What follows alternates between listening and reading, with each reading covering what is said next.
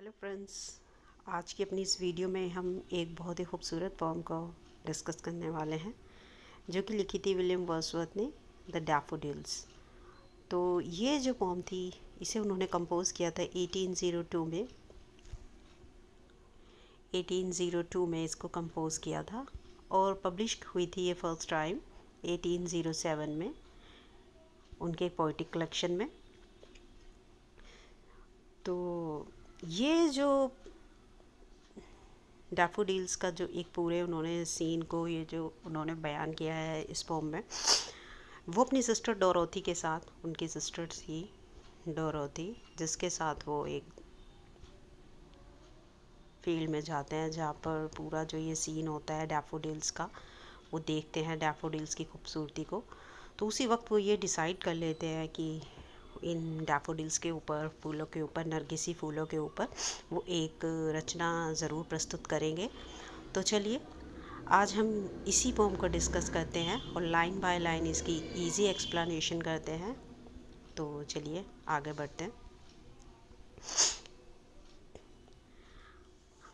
तो ये जो पोम है, नॉर्मली इसका दूसरा नाम भी है, इसको I wondered lonely as a crowd के नाम से भी जाना जाता है और डैफोडिल्स के नाम से भी जाना जाता है।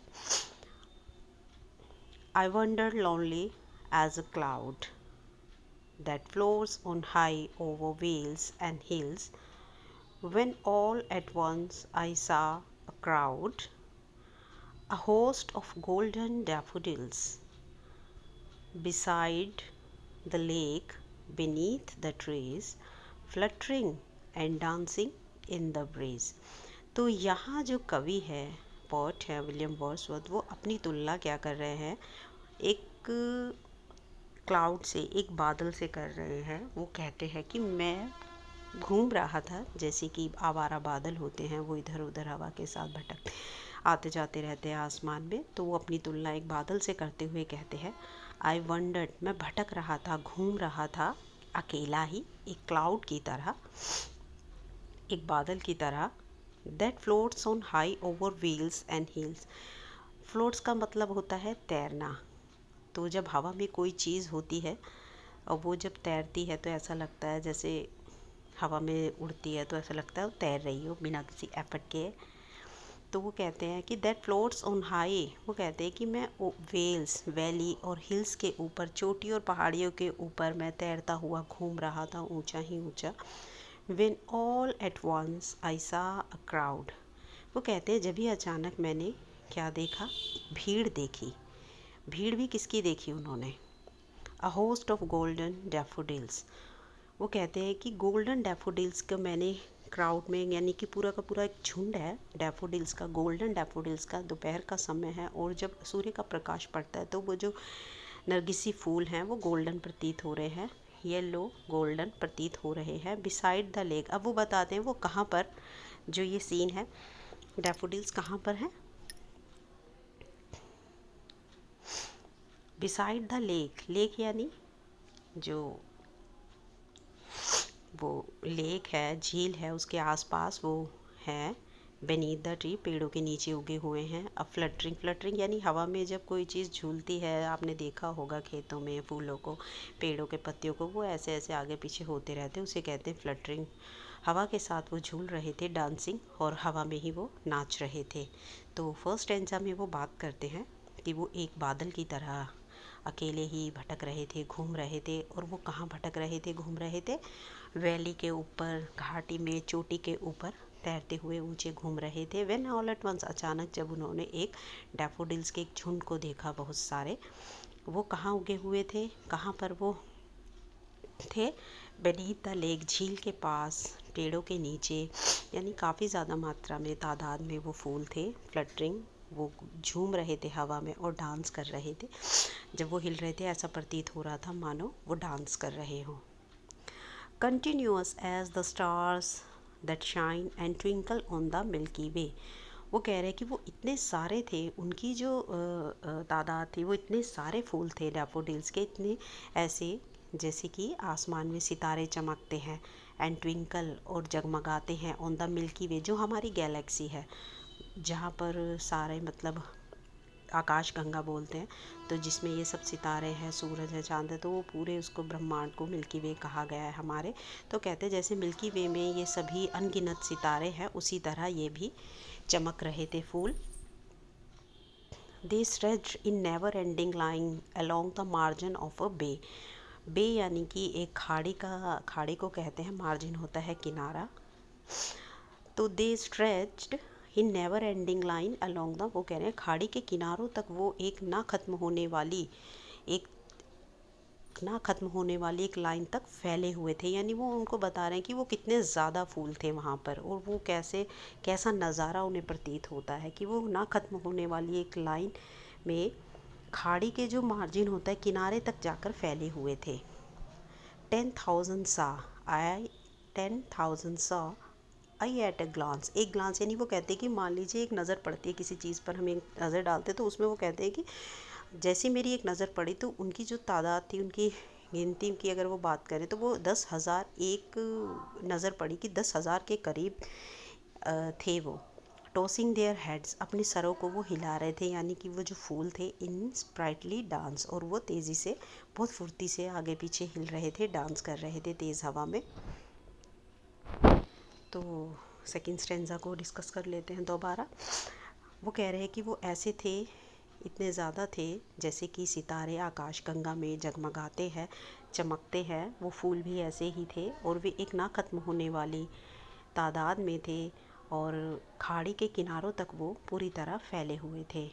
एक नज़र में वो 10,000 से भी ज़्यादा प्रतीत होते थे टॉसिंग, और वो तेज़ी के साथ डांस कर रहे थे, अपने सरों को हिलाते हुए वो झूम रहे थे। The waves beside them danced but they outdid the sparkling waves in glee. वो कहते हैं, पॉइंट यहाँ पर ये कहता है कि जो वेव्स है, वो जो लेक की झील का पानी है, और जो नदी है आसपास का, जो बताते हैं कि उसकी जो लहरें हैं वो भी डांस कर रही थी। बिसाइड देम, उनके आसपास वो भी डांस कर रही थी, हवा से उनकी लहरें भी ऊंची उठ रही थी, आगे पीछे हो रही थी। बट दे आउटडिड होता है किसी को किसी चीज़ में पछाड़ देना।